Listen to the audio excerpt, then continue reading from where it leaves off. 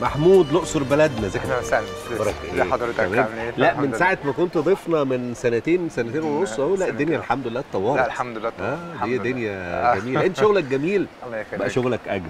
الله يخليك. النهارده احنا عندنا حاجات اعاده تدوير.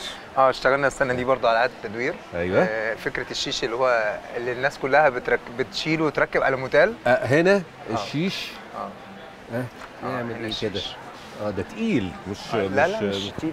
ده بيتعمل كرسي. دي شياش قديمه يعني. ورجل كنبه قديمه. كل ده حاجات انت قعدت استخدامها. ضفنا عليها بس الكونسيبت بتاعنا اللي هو الحفر البيوت. ايوه طبعا اللي انت مشهور بيه. وبعض الحاجات كده بحيث ان هي تبقى عمل غير تقليدي وفي نفس الوقت من قطع استخدامها. جميل. محمود من الاقصر ومش عايز يسيب الاقصر وورشته في الاقصر وكل التيم ورك كله من الاقصر. يعني مش هقول بقى التيم ورك في الاقصر، هقول الشغيله الصناعيه الجامدين موجودين عندك في ورشتك في الاقصر. بيعمل حاجات اعاده تدوير. ده ايه؟ ده صندوق العروسه بتاع زمان، بتاع بنقول عليه الشوار بتاع الهدوم. بتاع الشوار طبعا. بالظبط كده. جيل جديد ما يعرفش يعني ايه شوار، بس ماشي. اللي هي بتشتري جهازها هدومها وكم تحط في الصندوق كده. بس ده اعاده تدوير برضو؟ لا ده تصنيع كله من خشب القتل، خشب شجر طبيعي ورسمين عليه بالالوان الخشب. جميل. في حاجات زي كده برضو. حلقه صبحه. تعالى كده، تعالى انت اشرح.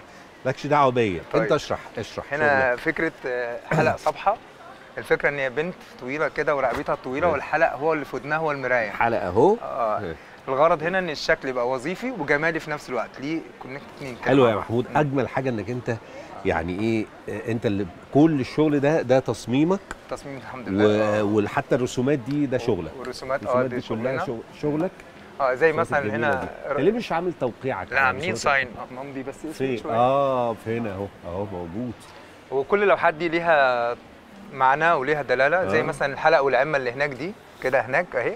دي الراجل اللي هو الحلق. احنا بنتكلم على فوق هنا. دي الراجل عمه والست حلق. مثلث الست او اللي هو اللي بتفكر فيه دايما التزامات كتير في البيت. ده مرسوم في اللوحه. بس الحاجات دي الطبلات الصغيره. انا فاكر كنا ما كنت ضيفنا في باب رزق في الاستوديو. انا بقى اقول لك صح. اتفضل. ادي احنا بناخد دي كده دراويش، وادي الدراويش اهي. لوحه جميله وسعرها لطيف. بتاخد كذا واحده تعملها على الحيط. تعمل كده على الحيطه حركه. تعمل ميشه كده على الحيطه اهي. مثلا ايه، انا بحاول اشيلها من الكيس. امسك يا محمود. اتفضل. ليه بقى بنشيلها من الكيس؟ عشان تشوفها بوضوح يعني.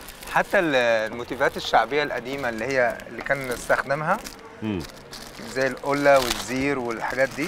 انا كل القصه بنحاول نخلي الناس تعرف العناصر اللي كنا نستخدمها زي لمبه الجاز وظيفتها. ده الزير. دي الجره. ده الجره بتاعت الميه او الزعله. وده الفانوس بتاع النور. زلعه الميه وده فانوس. وطبعا الديك ده ليه دلاله برضو. النشاط والصحيان يعني بدري. لذيذ. الوان طبعا لطيفه جدا. جميل انك انت تعمل عاملين الحاجات دي بمقاسات مختلفه. هنا برج الحمام ميد ان ايجيبت. حلو. دي شخصيه طبيعيه اسمها منى صديقتنا، بس عاملين لها بقى ملامحها فيس شعبي. حلو. فما بين اعاده تدوير وما بين النحت على الخشب وما بين الرسم على الخشب وما بين الموتيفات المصريه الهويه المصريه والمرايات. يعني مواصل حلو. الحمد لله. والله برافو عليك. ودايما كده يا محمود بتعمل حاجات جميله. وابتديت تصدر ولا لسه؟ الحمد لله يعني بسيط شويه كده. بسيط بس ابتدى. ان شاء الله. يلا نكمل. نسافر بره كده ان شاء الله نكمل كده على خير.